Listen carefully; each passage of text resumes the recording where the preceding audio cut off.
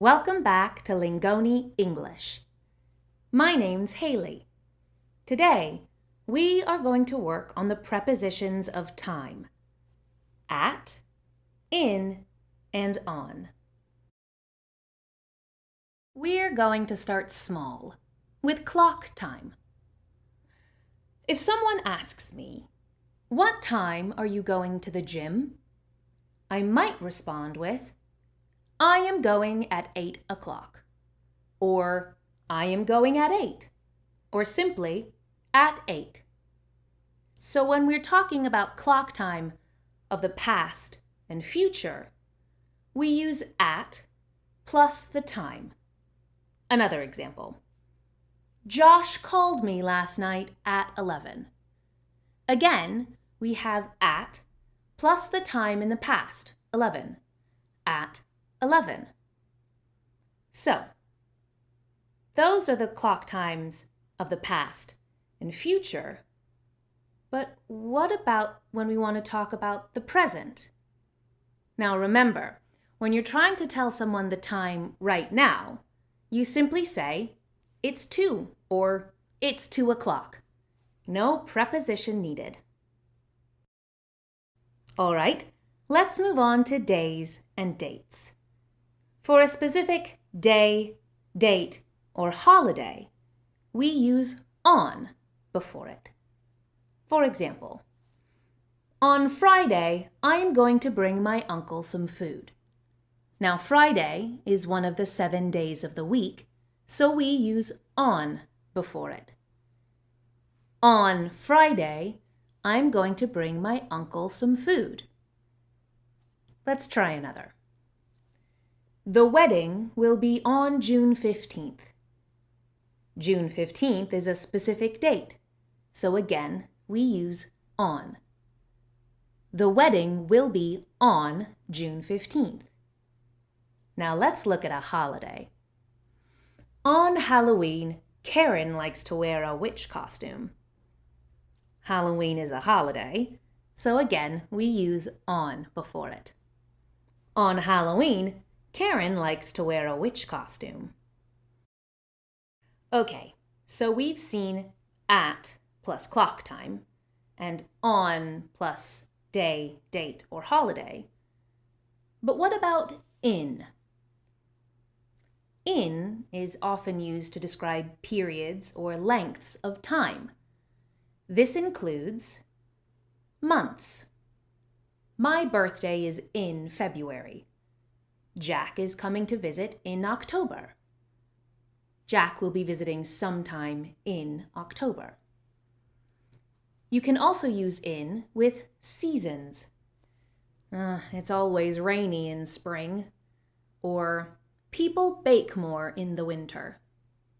Notice that you can use in plus a season or in the plus a season.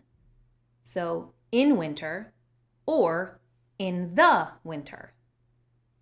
It's always cold in winter, meaning the whole period of winter. Next, we have years. I came to Europe in 2015. The Olympics were held in Australia in the year 2000. You can also use in with decades.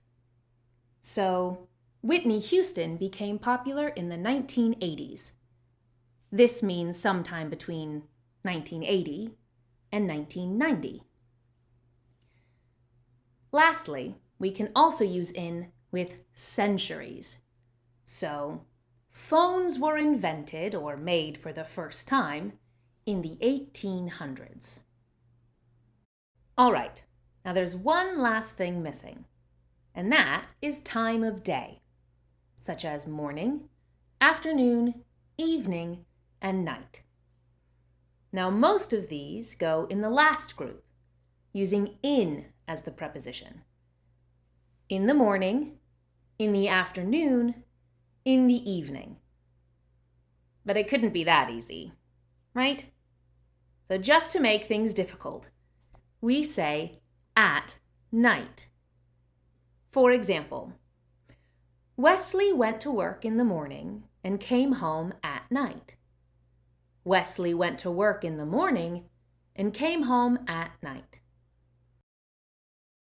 Now, a helpful way I like to remember all of this is what I call the pyramid of time. So at the tip, we have the most specific, where we use at, and that is only used with clock time and at night. Next, we have on, which is used a little more often for day, date, or holiday. And lastly, we have in, which is used for more things, such as periods of time, months, seasons, years, times of day, that sort of thing. All right, now let's do a little practice, shall we? In the following sentences, do you use at, on, or in? Marcus went skateboarding blank Thursday. Marcus went skateboarding on Thursday because Thursday is a day of the week. How about this one? Octavio moved to Switzerland blank 1960. Octavio moved to Switzerland in 1960 because 1960 is a year.